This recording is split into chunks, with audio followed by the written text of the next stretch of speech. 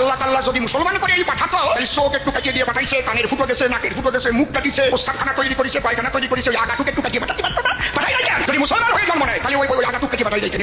জবাব যেন দেয়। প্রথমত, ইসলামের ভাষায় একজন সত্যিকারের মুসলিম হতে হলে তার পুরুষাঙ্গের বর্ধিত চামড়া কাটতেই হবে, এই কথা সম্পূর্ণটাই ভিত্তিহীন। কারণ ইসলাম ধর্ম অনুযায়ী একজন সত্যিকারের মুসলিম হতে হলে তাদের মহান আল্লাহ তাআলা কিছু শর্ত দিয়েছেন। ইসলাম ধর্মের পবিত্র ধর্মগ্রন্থ কোরআনের সূরা আল বাকারা 285 নম্বর আয়াতে স্পষ্ট বলে, রাসূল সাল্লাল্লাহু আলাইহি সাল্লাম ঈমান এনেছে, আর মুমিনগণ ঈমান এনেছে আল্লাহ, তার ফেরেশতা, তার কিতাব সমূহ ও তার রাসূলগণের প্রতি। অন্যদিকে কোরআনে সূরা আন-নিসার 136 নম্বর আয়াতে স্পষ্ট বলে, হে মুমিনগণ, তোমরা ঈমান আনো আল্লাহ, তার রাসূল, তার কিতাব এবং ফেরেশতাদের প্রতি। এবং ইসলাম ধর্মগ্রন্থ সহিহ আল বুখারীর 8 নম্বর হাদিসে স্পষ্ট বলে, ইসলাম প্রতিষ্ঠিত হয়েছে 5টি স্তম্ভের উপর। 1, আল্লাহ ছাড়া কোনো উপাস্য নেই এবং মুহাম্মদ সাল্লাল্লাহু আলাইহি সাল্লাম তার রাসূল, এই সাক্ষ্য দেওয়া। 2, সালাত কায়েম করা। 3, যাকাত প্রদান করা। 4, হজ আদায় করা এবং 5, রমজানের রোজা রাখা। অন্যদিকে সহিহ আল বুখারী 6029 নম্বর হাদিসে মুহাম্মদ সাল্লাল্লাহু আলাইহি সাল্লাম স্পষ্ট বলেন, তোমাদের মধ্যে সেই ব্যক্তি উত্তম যার চরিত্র উত্তম। অর্থাৎ ইসলাম ধর্ম অনুযায়ী একজন সত্যিকারের মুসলিম হতে হলে ঈমান, 5টি স্তম্ভ, উত্তম চরিত্র, তাকওয়া ও নিয়ত, এই 5টি জিনিস মেনে চলতে হবে। কিন্তু কোথাও বলা হয়নি একজন সত্যিকারের মুসলিম হতে হলে তার পুরুষাঙ্গের বর্ধিত চামড়া কাটতে হবে। এবার আসি কেন মুসলিমেরা তাদের পুরুষাঙ্গের বর্ধিত চামড়া কাটেন। পুরুষাঙ্গের বর্ধিত চামড়া কাটাকে ইসলামের ভাষায় খাতনা বলে, আর এই খতনাকে আরবি ভাষায় বলা হয় খিতান, যার অর্থ পুরুষাঙ্গের বর্ধিত চামড়া কাটা। কোরআনে খাতনা করা বাধ্যতামূলক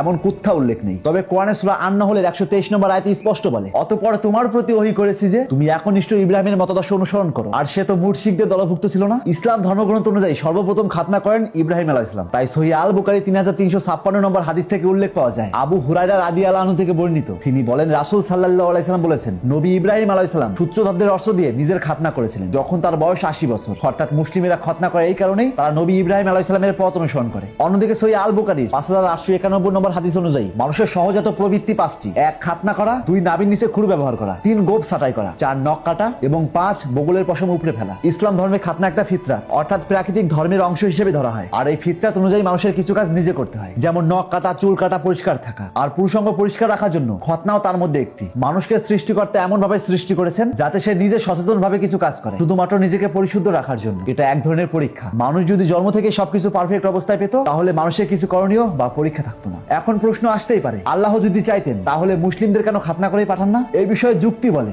আমরা কেন জন্ম থেকে ভাত খেতে পারি না, দুধ খেতে হয়? কেনই বা আমরা জন্ম থেকে দাঁত বিরাজ করা অবস্থায় আসি না? আঙুলের নখ তো ছোট করেই পাঠাতে পারতো, কেন সপ্তাহে একবার নখ কাটাতে হয়? জামা প্যান্ট যদি পরারই জিনিস হয়, তবে কেন জন্মের সময় সম্পূর্ণ উলঙ্গ পাঠান? জামা কাপড় দিয়েও তো পাঠাতে পারতেন। কিছু কিছু জিনিস সৃষ্টিকর্তা মানুষের এমন বানিয়েছেন যাতে মানুষ নিজেই সেটার যত্ন নেয়, যেমন নখ কাটা, চুল কাটা, জামা প্যান্ট পরা প্রভৃতি। খাতনাও সেই সেলফ মেইনটেন্সের একটা অংশ। এটা কোনো প্রকার সত্যিকারের মুসলিম হওয়ার কোনো বৈশিষ্ট্য নয়। এই সমাজে অনেক খতনা করা মুসলিম আছে যারা প্রতিনিয়ত অসৎ কর্মকাণ্ড করছে। ইসলামের ভাষায় সেই ব্যক্তি একদমই মুসলিম নয়। অর্থাৎ আমরা সাধারণ জীবনে যেমন নখ, গোপ, চুল ছাঁটাই করা এবং গোপন অঙ্গের লোম কাটি, ঠিক তেমনি ইসলাম ধর্মে খতনা করা বা পুরুষাঙ্গের বর্ধিত চামড়া কাটা একটা পরিষ্কার পরিচ্ছন্ন রাখার রীতি মাত্র। তার সঙ্গে একজন সত্যিকারের মুসলিম হওয়ার সঙ্গে কোনো সম্পর্ক নেই। ইসলাম ধর্ম গ্রহণ করার মূল শর্ত হলো শাহাদা, অর্থাৎ ঈমান ঘোষণা করা, কোনো খাতনা করা নয়। এই ভিডিওর মূল উদ্দেশ্য কোনো ধর্মকে ছোট বা অসম্মান করা নয়, বরং এই ভিডিওর মূল উদ্দেশ্য প্রত্যেকটা ধর্মের আলাদা আলাদা রুলস এবং রীতি থাকে। যেমন আমরা সনাতনীরা মূর্তি পূজা করি, অন্যদিকে ইসলাম ধর্মের মূর্তি পূজা করা হারাম। তাই বলে কোনো মুসলিম বলতে পারে না হিন্দু তুমি মূর্তি পূজা করতে পারবে না, এটা বলার রাইটস তার নেই। ঠিক তেমনই খতনা করাও মুসলিমদের একটা রীতি, তাই বলে তাদের রীতিকে অসম্মান করা বা কটূক্তি করার